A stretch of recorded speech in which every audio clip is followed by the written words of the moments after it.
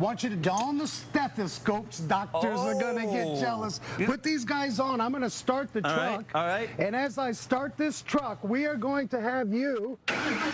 All right, we started our engines. We're having fun with the engines. Now what am I listening to, Frank? This is a stethoscope. A good technician at your local community-minded Rockstar Automotive Shop, he'll take this stethoscope. He's going to listen.